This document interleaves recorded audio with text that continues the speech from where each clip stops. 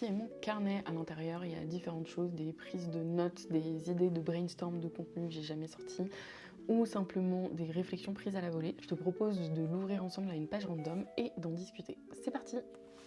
Hop là! Alors, je n'ai aucune idée de l'endroit où j'ai trouvé cette information. Vais te le dire dans un instant. Mais en tout cas, c'est une page sur les claviers QWERTY et AZERTY.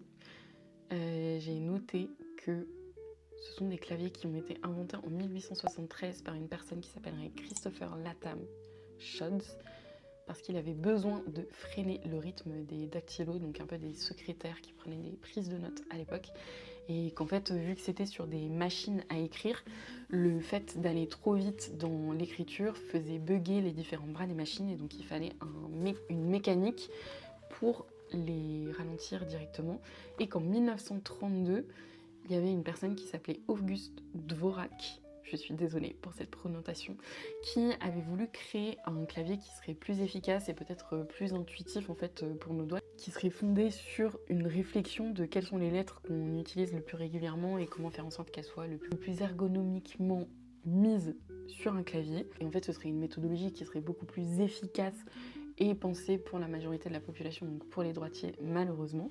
Mais comme ça perturbait notre mode de fonctionnement et nos habitudes qui étaient ancrées depuis un certain temps, en fait son innovation a fait un énorme flop.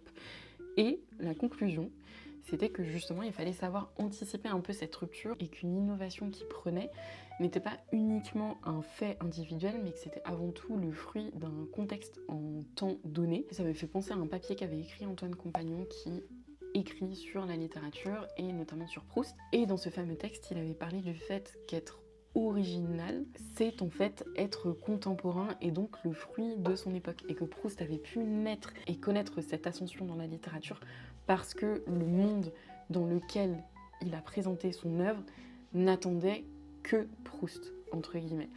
Et ça m'a donné vraiment envie de relire ce papier, mais je ne suis pas sûre de l'avoir fait. Et je pense, attention, on va le découvrir ensemble, mais je crois que ça venait d'un livre qui s'appelait L'idée qui tue, c'est ça, L'idée qui tue de Nicolas Bordas, qui a écrit en fait sur justement toutes les innovations et comment faire en sorte de générer à la fois plus d'idées, identifier quelles sont les bonnes idées, les mauvaises, comment les développer, etc. Je te fais ce résumé alors même que je n'ai lu que quelques chapitres de cet ouvrage, mais c'était ultra intéressant. Anyways, c'est tout pour aujourd'hui. Je te dis à très vite au bord du bassin.